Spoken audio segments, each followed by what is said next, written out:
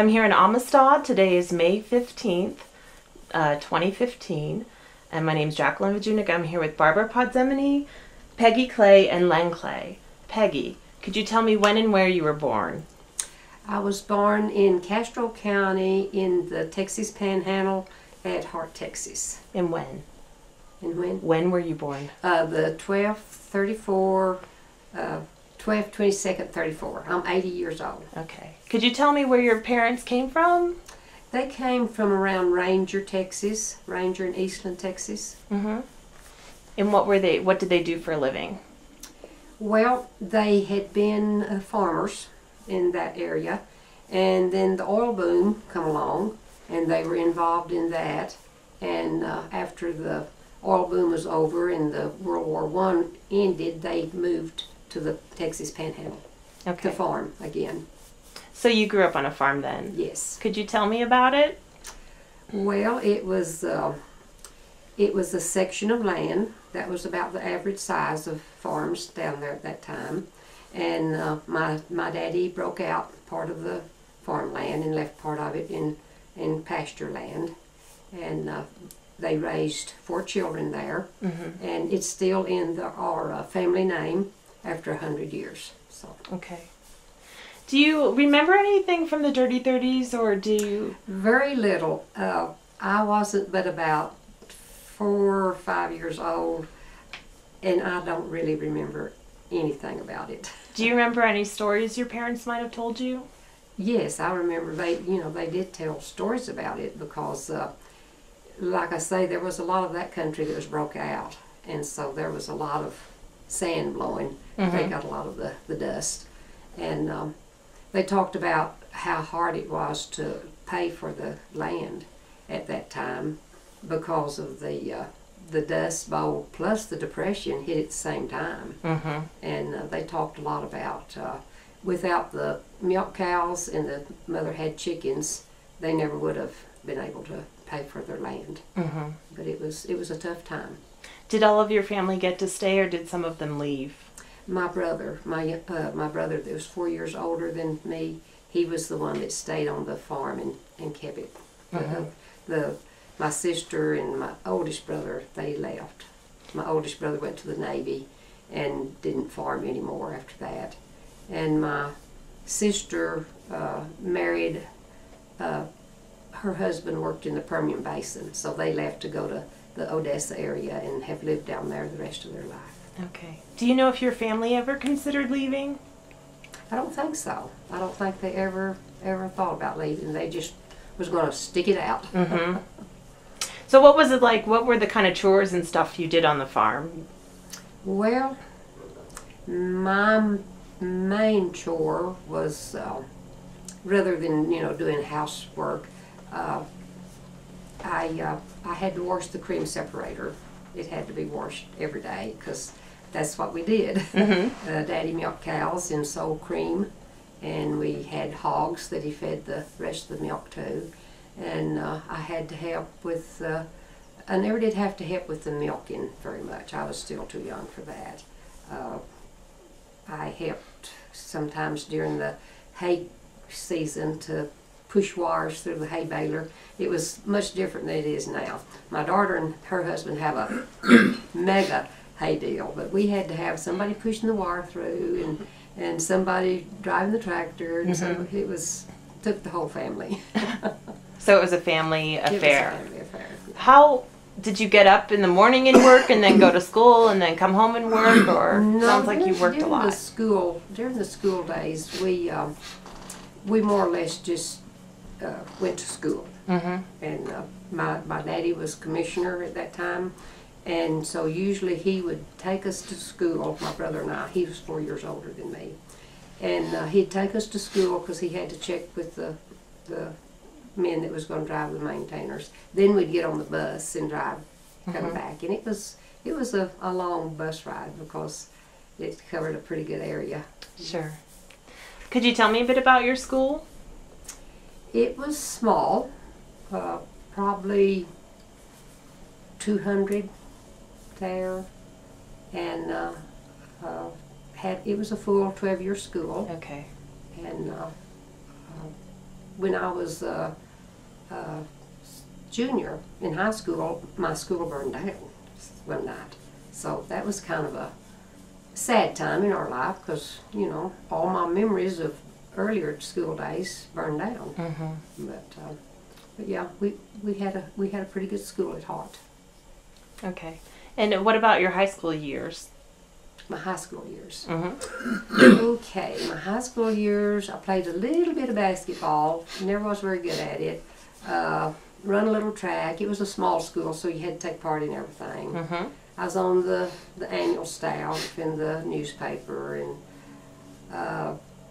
I was on the FFA rodeo team and rode barrels on the rodeo team. And went to movies and dated and went to dances and about normal. Mm-hmm. Could you tell me how you met your husband? Yes, he was farming in that area also.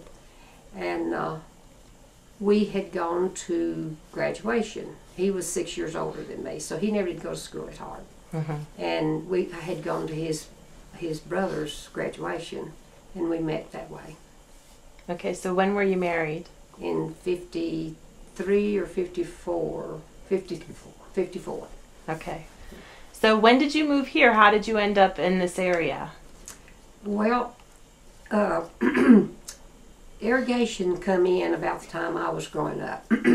The whole county is under irrigation. Mm-hmm. And as the farming got more and more prosperous for people, it got higher and higher for us to lease or rent farmland. And my brother was farming Daddy's farm, Okay. and so my husband and I had to depend on renting farmland, and it had just got where it wasn't very profitable, and because it cost so much money. And so my daddy and my husband decided that we needed to make a move. So they just took off one weekend and looked for a place to stay, and they stumbled across Amistad. Well, really, they went to Drought and got a real estate agent, Mm-hmm. and he brought them out here and showed them the place, and they liked it, and we bought it, and over the years we paid my daddy back for it, and Mm-hmm. so that's how we got here. So how big was the place, and what did you farm? Well, I think it was 2,200 acres, and we had wheat and milo and corn and cattle. Mm-hmm. And when did you get here again? What year? 66. 66. And what was Amistad like then? Well, it was really a vibrant community. We had a school, and there was lots and lots of things going on at school. The church was real active. Mm-hmm. One thing that has changed about the church that's been wonderful, when we first come here, there was only one man going to church. Wow. The rest of it was either widow women or women with children, you know. Mm-hmm. And there was men that was active in the church. I mean, as far as they sat on the board, and they were active, but they didn't go regularly. But now then, we have a whole church full of young men and daddies and kids, and that's been wonderful to see that evolve Mm-hmm. over the years. But you know, you have to understand that men in this area, they have cattle to feed and things to do on Sunday morning. But I have enjoyed that part about the church, to see it evolve from the way it was when we first come to what it is now. And we had a store. Yeah, we had a store right across the. Yeah, we had a post office and a store. And actually, there weren't any more people living here then than there is now, except for down here there was two teacherages. So we had two there and one across here, and we had bus drivers, and it was a really a. And maybe. And what? Maybe. In Mamie, we had the post. Of course, we still have a post office, but the postmaster lived right there in the. When we first come, the post office was here, and that lady run the grocery store, and then it moved from here down the street and was just in that home, and then that lady run it for many, many years, and then finally they put up the new post office building. Okay. Filling station. Yeah, we had a filling station How many families would you say were in the area? in the area. Yeah, when you moved here. Ooh, hadn't even thought about that. Maybe 40? I don't know. That's just off the top of my head. Mm-hmm. So how did you guys communicate? Did you have telephones? No. No, we So- didn't have any telephones. How did you communicate if you lived out here then? We communicated through school and the church and getting our mail. And it was, we neighbored. Every time you branded or shipped cattle or anything, well, the neighbors come in and helped you do that. And we had extension club. And so it wasn't like we was very isolated. We communicated a lot. In So, 4-H club. In 4-H In club. the 4-H club. Yeah, the kids was all in 4-H. So it was good. So what other community events did you have in the past? We had New Year's Eve dances. And, of course, like I said, all the stuff that was going on in school. Basketball, tournaments, what else? Rodeos. Rodeos. Yeah, we've always had the Hayden Rodeo. And The school had. the school kept you pretty busy. How many people were in school? When we got here, I think there was about 150. Well, that's a big school. Yeah. For the So- 12th grades? 12 grades, yeah. Yeah, 4 grades. So who is, Lynn's your oldest? Yeah. And when were you born, Lynn? 1955. 1955. And were you born here? No, Where were you born? I was born in Plainview, Okay, Texas. so that was before you moved here. And how about you, Barbara? I was born in 1960, and I was born in Plainview as Okay. well. So do you remember moving from there to here? So Linwood. Yeah, I how was You it do? different, or what do you remember about the move? The move. Mm-hmm. I mainly remember loading up a bunch of stuff on bobtail trucks and making several trips up here. Of course, being a farmer, had to move all the equipment and that kind of stuff. And of course, the household goods. And I can remember riding in those bobtail trucks with my dad and my uncle. Just had 2 different trucks and made several trips to get everything moved up here. Mm-hmm. Did the community help you, or was it just your family? It was just our family. Mm-hmm. What do you remember, Barbara? I remember it was the longest time I'd ever been in a car. It was a 3-hour drive. Before then, everything was real close. I mean, you know, we were within, 10 miles of different. I mean, it was in Texas, the towns were close. Yeah. But I just remember Mom packing snacks and water, like we was going to be, there's 6 of us, there's 6 kids. Mm-hmm. And so Mom packed snacks. There's no stopping and eating at McDonald's or restaurants. So Mom always packed crackers and mustard and peanut butter and water in a little jug. Mm-hmm. And it just seemed like it took a long time to get here. But I just remember one trip. I remember just getting in the old station wagon and getting here. I wasn't in on the moving back and forth, back and forth, back and forth. The guys, the older ones did that. And when it was ready, Mom loaded all of us up and we came in the car and stopped under a tree and ate crackers and mustard. So do you have any stories? Do you remember growing up on the farm and ranching out here and all the stuff that you did? Did you help? Oh yeah, just as soon as we got here, I was 10 years old, and immediately that's when Dad put us on tractors. Me and my brother was a year younger, and that next winter we started driving tractors and plowing and working all day during the summertime and afternoons after school and helping out at a young age. But we loved the first week of driving tractors, and after that we wasn't thrilled about it after that. It was fun for a little bit. How about you, Barbara?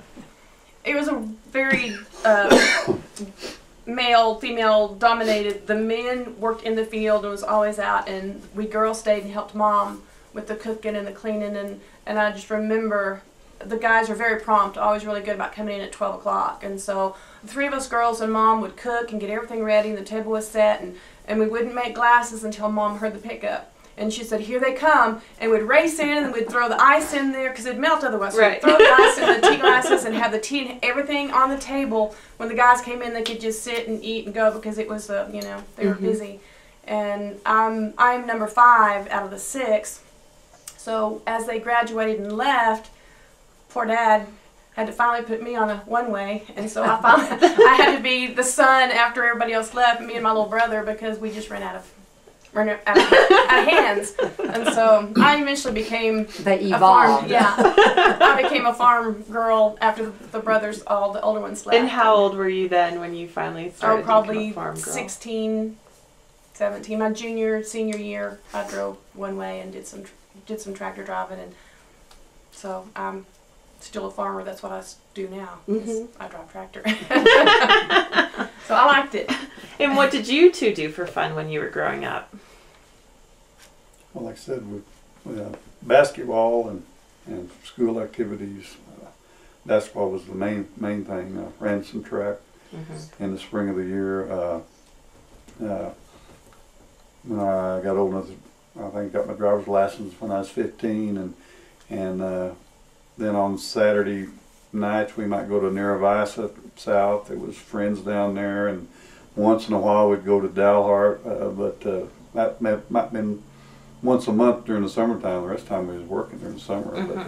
But we enjoyed traveling to basketball games because we didn't really go many places other than just locally around here. And 4-H was fun because we got to go places. We'd go to state contests down in Las Cruces, New Mexico, which is what, 6-7 hours away, and we just kept busy and active with anything that was going on. How about you, Barbara? Most of the same things. We had an outstanding music teacher at Amistad. She wrote musicals. She wrote our band music. She wrote our plays. She wrote the scores and the plays and when we danced. She did the choreography. So we were blessed to have Mrs. Dorian Kane as a music teacher who probably could have made it anywhere big, but this is where she lived, and her husband was our coach, and so she was outstanding. So we had wonderful musicals that we even took on the road. They were so impressive that we took them to other schools and to show what you could do with very little as far as a fine arts program, as far as music, and so that was kind of unique for us, the little school, to have such a talented teacher to teach us music and song. So, and then the rest, basketball and FFA and 4-H. Neat. Where did you guys do most of your business? So was Clayton, would that be where you guys went when you had a lot of business to do? It sounded like you had a lot of stuff here, but when you needed... Well, there was a mechanic shop. Oh, there was. Over here, one mechanic shop in Amistad, and he could kind of fix most things. Of course, my husband, being a farmer, he was a good mechanic too. But if we had county business, we went to Clayton. But if we had to go after parts, we went to Drought, because Drought was a lot better. It was larger and since it was a mainly farming area, well, they had parts that we could get repair work done. And how has Clayton changed? What was it like when you first got here? Clayton hadn't changed very much. It was I don't know. I can't really think that Clayton has changed a whole lot. I guess the people have got a lot older, but I can't really say that Clayton has changed all that much. Okay. Like so many your small rural towns, they're just trying their best to hang on to what they have. Would you say, has Amistad changed more than Clayton has? Or Amistad hasn't changed much? I think Amistad's changed a lot, because when we lost the school, that was our social life, you know. It was our hub. It was the hub of the community. Yeah, it was. So when did you lose the school? I think it was 2005 when it finally closed we down. became a charter school for a few years after the publics. We were part of Clayton underneath their board and underneath their superintendent, and fought to keep the school open for 30 years probably, on and off. My dad, even back when we were still going to school, part of us, him and several men would go to Santa Fe to fight for the school back then, and it was just an ongoing fight to keep the school open, because we got very little support from the county board and Clayton. Some people cared about us, but too many people didn't care about us. So it was always a fight to keep the school going. And my youngest son graduated in 1980, so that's when the from then on out there wasn't 12 grades. From then on out it was That was only the last graduating class. kindergarten through 6th. So the people, the kids here would then go to Clayton? Well, some of them went to Clayton, some of them went to Logan, some of them went to Mascaro, and some of them went to Channing. So it depended on what side of the community you lived on as to where they went. So you said that this was that the school was the glue of the community. Could you explain that a little bit more? Well, just like I think any small place, the community pretty well revolves around the school, because that's where your children are, and that's where all the events take place.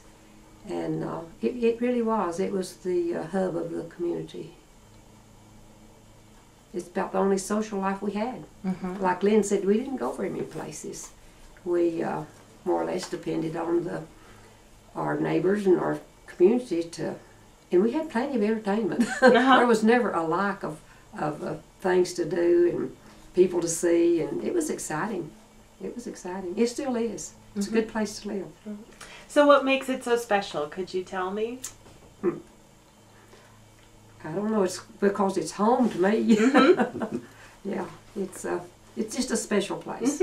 People are friendly, always willing to help out. And Barbara and Lynn, although they don't live right here in the community anymore, they live on the fringe edge.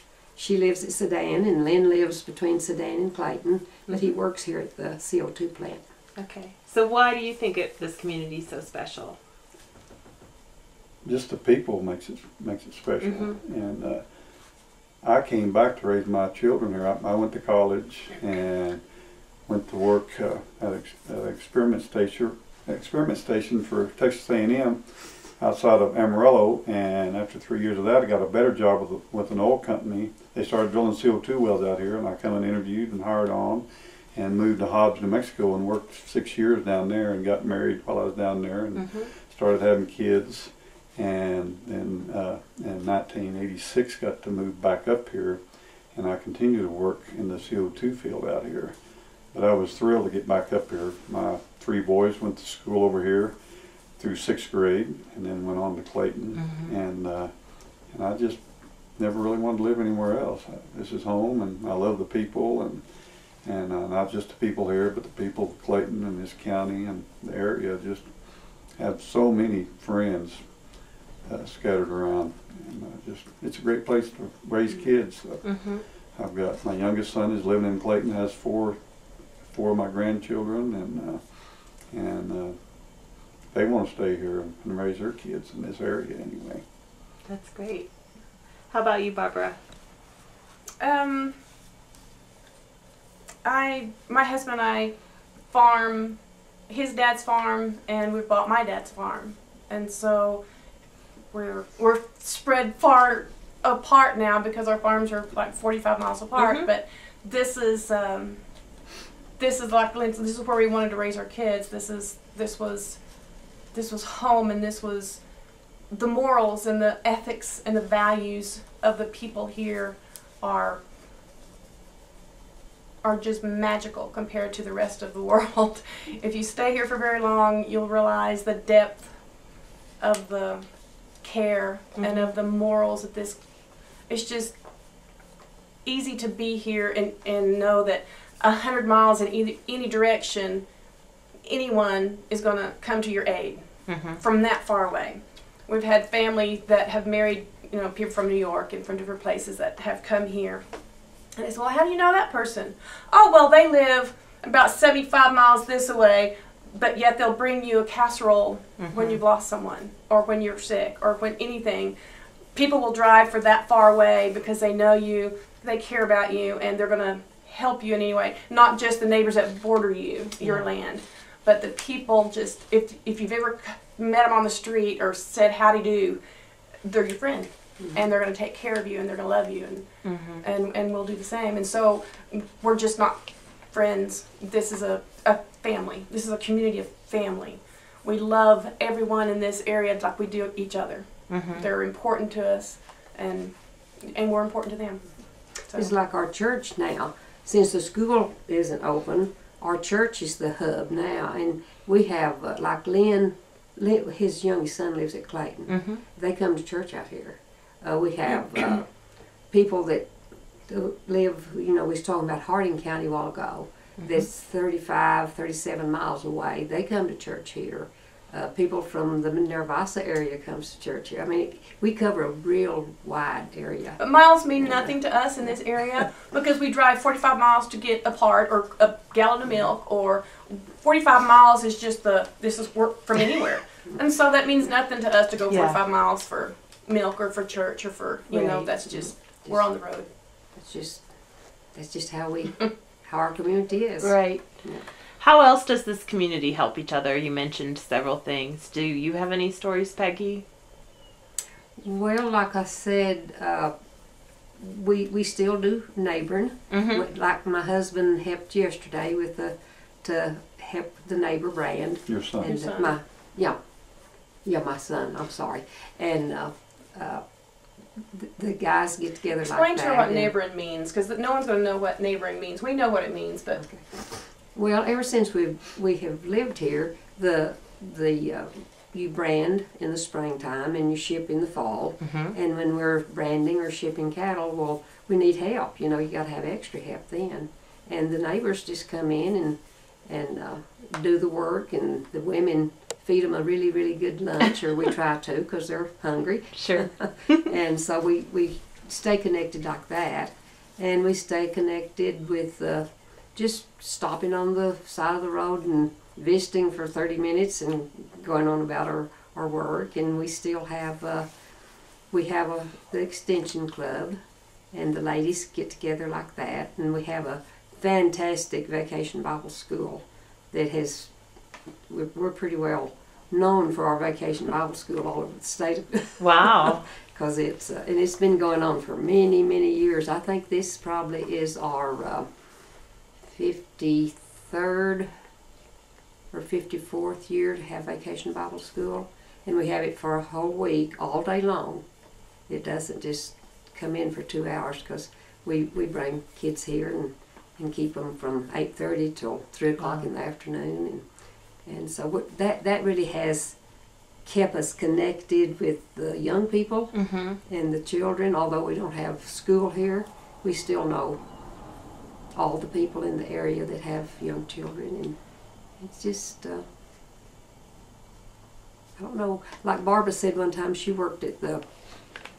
for a short time she worked at the bank in Amarillo, and they found out that they was going to get to move back to Sedan, and she was really excited because they were coming back out here, and one of the women said, "Well, what do y'all do out there?" And Barbara said, "Oh, if you only knew." And she asked me if I was afraid. Aren't you afraid to live out there? She said, aren't you scared to live out there? And she said, what if you need help?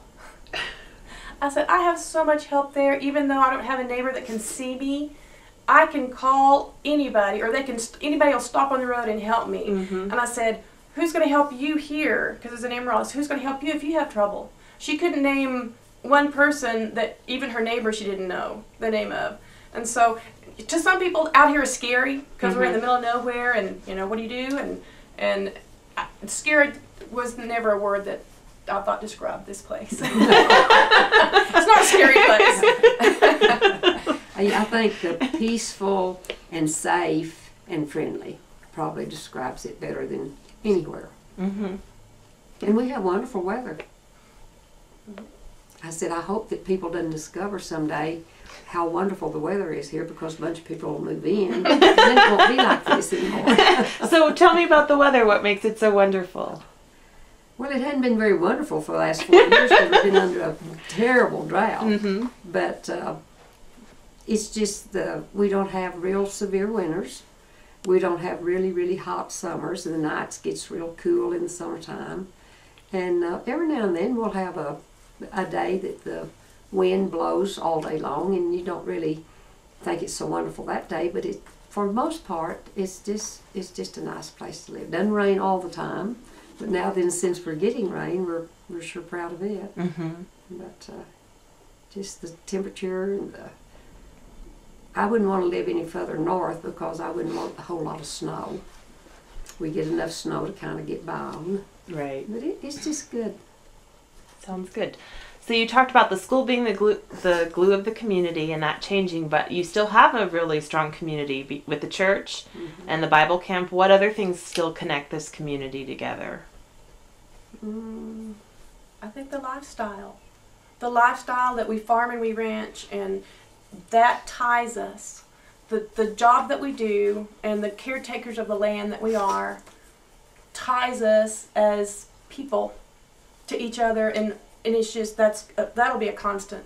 Everything can completely disappear, but we'll still have our land, and we'll still have our conservation efforts and our, this is who we are, this is what we do. And so that, I think, ties us as much as anything is our lifestyle, not just what we have, like a building or a church or, all of that could go away.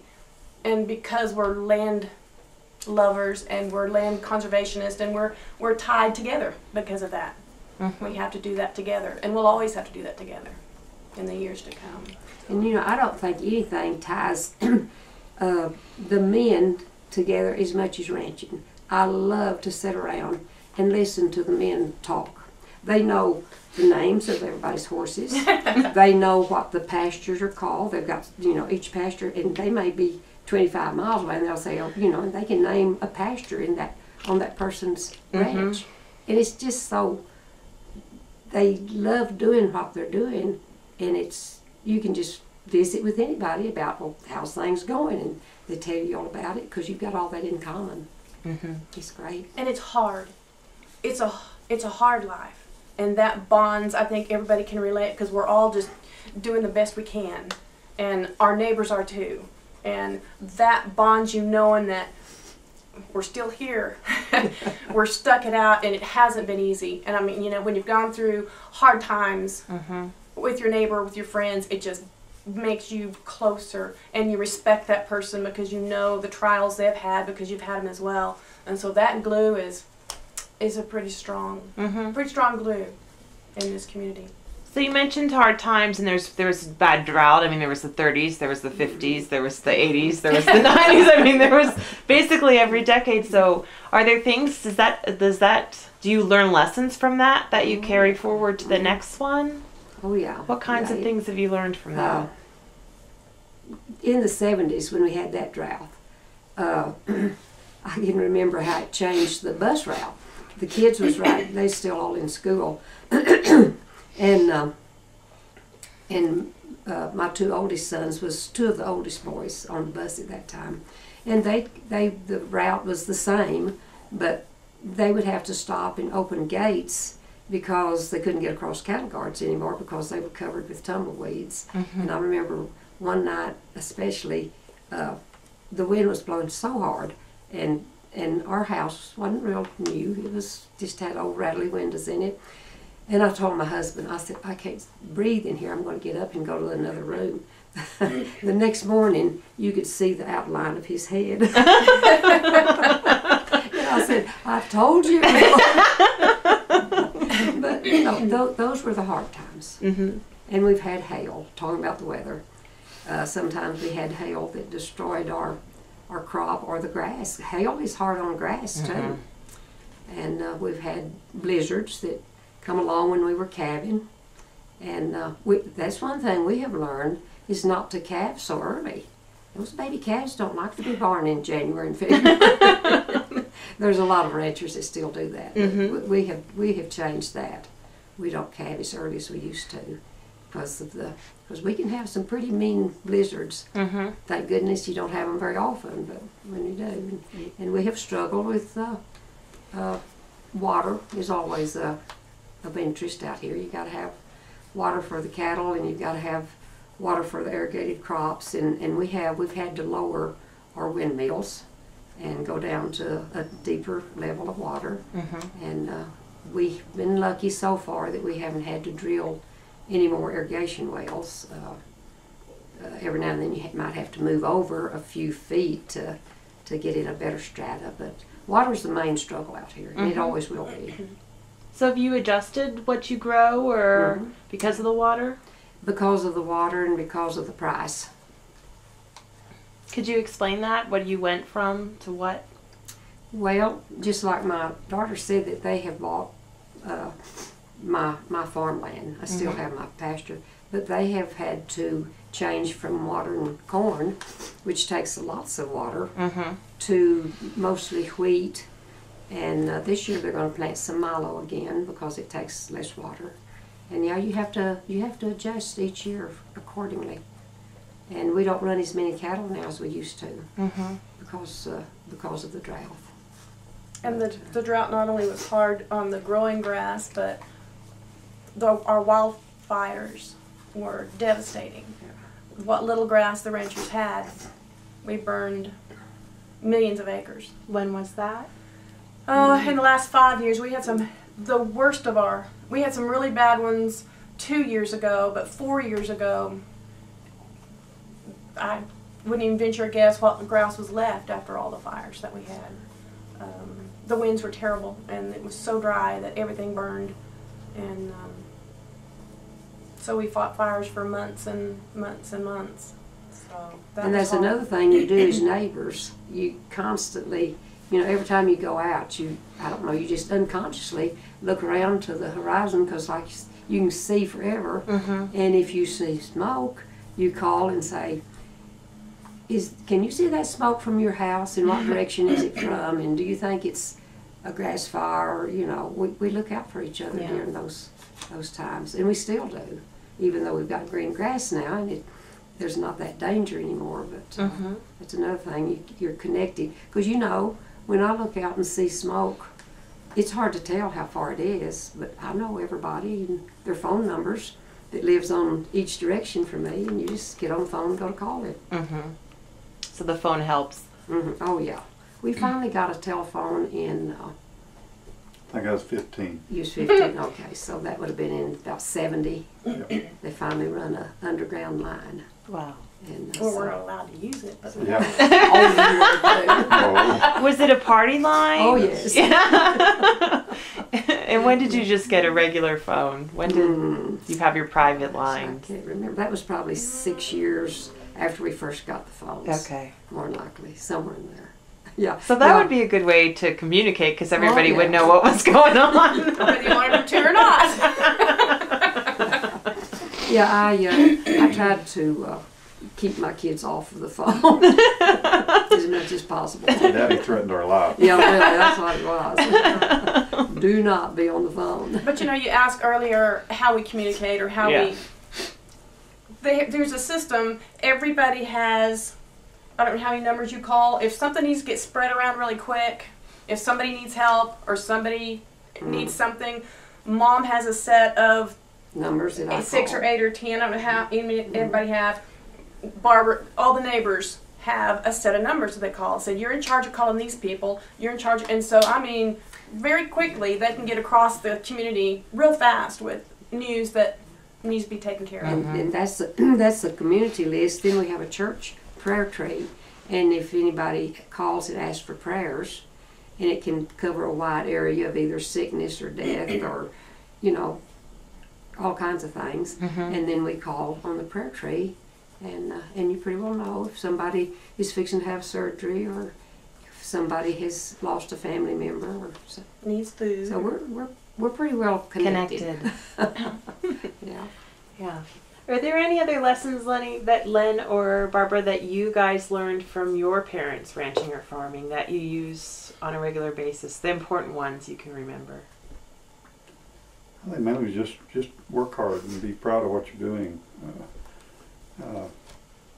My mom and dad both just put in long days. For the most part, we enjoyed working together though, and doing things together.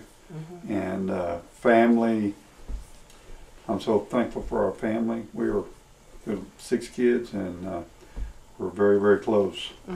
And we continue to do things together. We get together probably more often than they probably ought to. But we have a lot of fun. We get together, and we're raising our kids and grandkids to know each other and enjoy being around each other, and so that's very important to me, and I think it is to all of us. How about you, Barbara? Yeah, I think the work ethic that we were taught and the moral and ethic in general of just be kind to one another, whether it was to each other as siblings or to your neighbor or to your friend or to your, don't gossip about your, that, you know, don't hurt anyone with words or with deeds. And and everybody has that kind of that same compass to go by. And so that makes it an easy thing to live and to pass on to your kids and to pass on to, you know, anyone that you come in contact with. That, you know, just be kind and work hard and be fair. How would you say ranching and farming has changed in your lifetime, from when you were growing up to you ran a ranch and a farm to you guys are now ranching and farming? What are the main changes you see? Oh, there's been huge, huge changes in my lifetime. I remember my daddy said, as I was still 12, 13 years old, he said, people started fertilizing their crops. He said, they're going to just burn the land. Said it's going to just change everything. Because they never had even fertilized before then. We can't farm now without fertilizing, and then when we come up here, it had already started changing then, because we have about 8 families in this area that had huge families. Well, by the time we moved here, I had 6 children. My husband and I had 6 children. And we were considered the biggest family in the community, because most people had anywhere from 1 to 4 kids. And so that has changed, because as farming got more and more, you know, we had better equipment and everything. It didn't take near as much. Used to, in order to live, people had to have milk cows and hogs and chickens and everything. And I don't think there's anyone left in this community that milks a cow anymore. We have, and the main thing that has really changed is our absentee farmers and ranchers. The ranches have got huge and are ranched by absentee owners. The farms have got huge, and so there's less people living here now, a lot less than there had been. We still are considered very, very small landowners, because most of the acres are huge, and a lot of it is owned by absentee landowners, and that part has really changed. But there's still a few of us hanging out. How about you, Lynn? I don't know. When I started driving a tractor at 10 years old, we had plows that were approximately 10 foot wide, and now what are they, Barbara? We have some that's, wow, probably 40. I mean, they're huge width of tractors with the technology on our equipment, the GPS, the guidance, and the accuracy that we can do now that saves on fuel and saves on seed and fertilizer, and you don't overlap. And Lynn and them just looked. I mean, they just had to, you overlapped because you didn't want to miss any. So every round you're overlapping on what you've already plowed or already done. And so after the technology came about with the GPS, and they proved how much much fuel you saved, how much fertilizer you saved, how much time you saved per 100 acres, was amazing. About just overlapping 6 inches, how much difference it made not to overlap at all. And so yeah, the technology in farming and ranching both has exploded, and it takes more acres. I think every decade it takes more acres to make a living. The profitability is less. It gets less all the time. So what you used to make on 100 acres is taking 500 acres to make that same profit, because the expense of the equipment and the price of the crop is not that different. When we had his mortgage burning party, when he paid off all of his land, Mom is a history keeper. She keeps a journal daily and has her whole married life. I went back and took all of her journals and took what Dad paid for his first truck and what he got for his first truck of grain, his first load of grain. And his first load of grain, he got $2.34. and he paid $2,000 for a bobtail truck. And so Daddy had paid this off, and my husband and I were already farming at the time. We just started farming. That very same year, my husband had to buy a truck, and it was $75,000 for the truck, and we got $227,000 for our grain. So we got less for our grain than what Daddy on his first crop, but paid that much more for our equipment. And so that's where it just came more and more apparent that it's taken more and more acres for one family to live on. And so that's changed a lot. You can't live on a, you know, everybody had a section, like Mom said, that was kind of a normal. Said you can't make a living on that anymore as an individual family. So. And then you all have branched out and we can't, custom work. And like Mom said, even when she was a kid, they had to have milk cows and chickens to sell the milk and the eggs. We can't just farm. We have to custom. We do another 5,000 acres for other people just to make ours work, because it wouldn't work if it was just farming our own farm. You have to branch out and do something else. So. And one thing that has helped a whole lot just recently is that the cattle market has come up, and we're getting real good money for our cattle.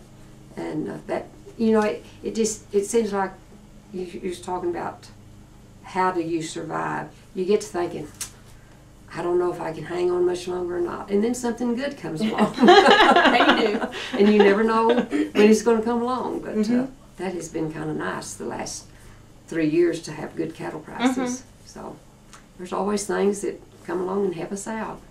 What keeps you guys doing it? You know, because it is hard. I don't know. Most of them just, they don't want to do anything different. Now, like my son, Lynn, went ahead and, after he got out of college, he went ahead and went into other ways to make a living, but he come back here because he liked the lifestyle. My youngest son, he has stayed on the farm and ranch, and he still does the same thing that he's always done. He doesn't farm anymore because Barbara and her husband do the farming, but he takes care of the cattle. And I don't know if it's a lack of ambition or desire, but nobody really wants to do anything else. You know, it goes back to, it's not just, we don't do it because it's a job. We do it because it's a lifestyle. This is what, it's a lifestyle. It's what we do. It's just like, why do you raise your kids a certain way? Or why do you live in, you know, Oklahoma still? I mean, why do you do this? You know, this is as much of who we are as in our DNA. It's just, so we keep doing it just because one thing is what we know, is what, even as hard as it is, it's still our comfort and our hope and our dreams and our future. It was our past and it's our future. And, you know, I know Lynn is there at every harvest. I mean, it's something that you don't get over. You know, he still is so much part of our farm because he's on our combine and he helps us with harvest, and he takes off. That's some of his vacation time. He's come and helped us on the farm, that he'll come and drive grain cart or help, and you know, and so do the kids. So it's just, it's a lifestyle. It's not a job. It's not a way. It's not a way to make a living. It's a way to live. And we feel like it's an important. I mean, we're still feeding the world. Yes, you are. It's a dirty job. Somebody's got to. Somebody's got to do it. We don't know any better. How do you prepare for the next drought? You know there's always another one around the corner. So is there any way you prepare for it? No, we're very optimistic. There's not going to be another one. We wouldn't be here. If we thought we was going to face it again, we'd say, "Oh my gosh, I'm done." Okay. But as farmers and ranchers, we're eternal optimists, and every year when you put in a crop, you know it's gonna rain and be a good crop, and the grass is gonna be green, and you're gonna feed your cattle, and we're optimists. Every year. You have to be, or you wouldn't make it. If you were a pessimist and you thought, "Oh my gosh, this is awful, and we just can't do this, and we're starving to death," you couldn't do it. But we are optimistic, and we have a lot of faith, and we know that every year that a crop fails, or we've lost half of our herd, or we've had to sell off because of some reason, it's just that constant thought of, and not only the thought of, but absolute faith and security. They're going, next year's going to be better. I know everybody says it. Mom has said it. Dad has said it. My husband says it. We all say it next year will be better. We believe it. We have to believe it or we wouldn't keep going. So no, there's not going to be another drought, and next year will always be better. Okay. Don't worry about it. We don't worry about it. Yeah, you can't worry about it. You don't. So do you guys think the weather has changed in your lifetimes, or has it gotten better? It's always changing. Right. I think weather does that. I've told people when it was in the last 4 or 5 year drought, and it kind of broke last year, and this year is wonderful. And when I was in high school, we fixed water gaps. That's where fences cross creeks, and we'd fix 4 or 5 times a summer. And now we've got, we joke around Clayton, a cousin of my wife's has got a senior in high school, and we joked 2 years ago at a county fair that finally had a water gap go out, and he didn't even know what a water gap was. That's because we've been so long from having rains like what we'd had at one time. And so, you know, the worst drought, the worst weather we've had on the drought was the last 4 or 5 years, but we had 10 or 15 years of intermittent rain that was okay but not great. And you know, my prayer is now I'm excited. I think we're going into another 15 or 20 year of good years. This is just the start of good years coming, and like I say, we're optimistic. We pray that's going to happen. We believe that's going to happen. It's going to happen, Okay. and it is happening. It's, so yeah, things have, you know, constantly changing on. Especially when your livelihood depends a lot on weather. You always looking at the sky every time. You know, I see a cloud, and I'm like, man, I am looking at that cloud and hoping here it comes. Even though sometimes it does have hail, and once in a great while we may have a tornado or two that Lightning touch strikes. down, and lightning strikes that cause the range fires. But Has where you gotten your weather information changed? Did you always go by, because there's, you know, people predict the weather all the time. Is that important to you, or is it more or less kind of you're looking out at the clouds? No, we don't pay much attention to predictions. we can kind of eyeball it. What we do, we listen to the weather on TV, and they tell us if, you know, can kind of go by what's coming over the mountains. then with our smartphones, Yeah, he's got his smartphone. I look at radar All day long. every day. We do. Just Where do you look at your radar from? Is it like NOAA or? The locals, like the Emerald stations, we go by. We have found that for rain forecast and what Emerald is more accurate than Albuquerque. We're closer than Albuquerque, so they try and they give us warnings sometimes. But Emerald's our go-to weather as far as that goes. I have it on the computer all the time, and like Lynn said, we have it on our smartphones in the tractor. Like for any given moment during the day, we've got to decide: am I going to lay this hay down? Am I not going to? Am I going to rake it and have a chance to get it rained on again? Or are you going to, you know? And you got to kind of schedule your brandings, and you got to schedule. So we do watch the weather all the time, all the time. So your mother didn't have a phone, and you two both mentioned your smartphones. How important are your smartphones to your agricultural operations? Very. Could you explain what you use them for? On the tractor all the time, we've got our reports that our crop consultant sends us. On here we have our recommendations, our fertilizer rates. We have our recommendations for our water rates. Our sprinklers will text our cell phones and tell us if it has stopped. We're 45 miles away from our sprinkler. And if it stops, we get a text saying number 17 has stopped. On your cell phone, you can immediately shut that sprinkler off and not waste a drop of water. When back in the day, Dad would check it twice a day and check it at 7 o'clock in the morning and not check it again until 7 o'clock at night sometimes. So if it stopped at 7:15, right after he drove away, which is what it usually does, you've sat all day long in one spot with just water pouring in one spot.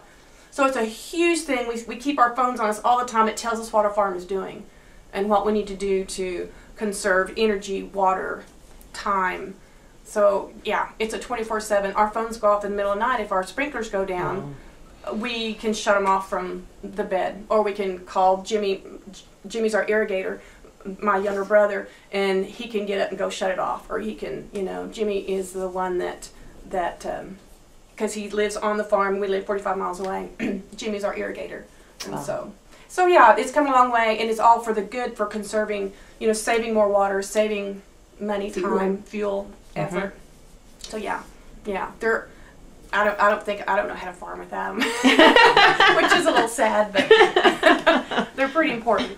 Do you think all that technology is helping to preserve the lifestyle or has changed the lifestyle? Because you talked about this is a lifestyle. Oh, I think it has to preserve it. I mean, I think it has to help preserve because it's saving us money. Mm-hmm. And without that, we're going to lose it. I mean, if we can't save every dime, then we're going to lose it. And I know changing our lifestyle, yeah, you have to adapt or you're not going to make it. You know, if you're going to stay back in the day, back when you're still row watering, which I don't even think they let you do anymore, but the way we used to farm is not even is unlawful now because of the waste, because of the water issues. And so, yeah, I think we have to evolve. And I think it's important our generation, like Lynn and I, taught to teach our kids and grandkids the same moral and ethics that come from the hard work and the digging in the dirt and the taking care of the cattle, but yet evolve to where you can save that land for your future generations. Because if we don't evolve and we don't protect that land, and that, then our kids and grandkids will have nothing. Okay. So yeah, we have to evolve. Something interesting that I've got a frog. Something interesting that I have noticed over the 50 years we have lived here, we have more wildlife now than we did when I come here. And, you know, the environmentalists are always worrying about that the wildlife is being destroyed, or we're destroying the land by overusing it. And actually, like Barbara said, our conservation programs, and we have all kinds of wildlife now that we used to not. I guess it was here, but you didn't see much of it because there wasn't that many. And so I think we're doing pretty good as far as taking care of our area and our land and our. It's nice to see wildlife. Yeah. We don't want to see too many of them. we have to run our antelope off every now and then. But that's been an interest to me. So I have one last question, and that is, what advice do you guys have for the next generation of farmers and ranchers? Well, I want my great-grandkids, although I know there won't be many of them that goes ahead and goes into farming and ranching, but I think there'll be enough of them to keep our lifestyle going. And I think they'll always love to come back to the, because I want my home to still be the same 50 years from now. I've been there 50 years, and I hope it'll always be a place that they will, although they may not be making a living off of it, they'll still want to come back and share in the lifestyle. Like for branding, the kids love to come back just to brand. I don't know why. They get kicked and beat up and all kinds of things, but you know, that part will go on, I think, and I will encourage it as much as I can. And I know that Lynn and Barbara will too. How about you two? Any last words of advice? I agree with what Mother said, that we love this area, and we're fortunate that even though my kids are not owners of agricultural farmlands or ranches, my youngest son works at for a guy that owns a feedlot and owns lots of country, and he takes care of thousands of cattle, and he loves being horseback every day. So he's following in the footsteps, and he's already got his young sons that are 8 and 9 helping and doing the same thing as what my dad had helped me with that, and just keeping them involved with what we do, and as a family we just do so many things together, and you know, I see so many families that they move off and they might see each other once or twice a year, but that's not how we do things. Every chance we get, we'll have something that we all show up for, or a big number of us, and I think I know my kids enjoy doing that. My grandkids enjoy doing that. That's good. So I think we're passing it on. I want to make sure we pass on the work ethic. That's, I think, a lost thing, is work ethic in our kids and our grandkids, and I want to teach them that eternal optimism, because it's too easy to become a pessimist. So the optimism and the faith in the land and the work ethic, and just the camaraderie of it all. Well, thank you very much. I've really enjoyed talking to you.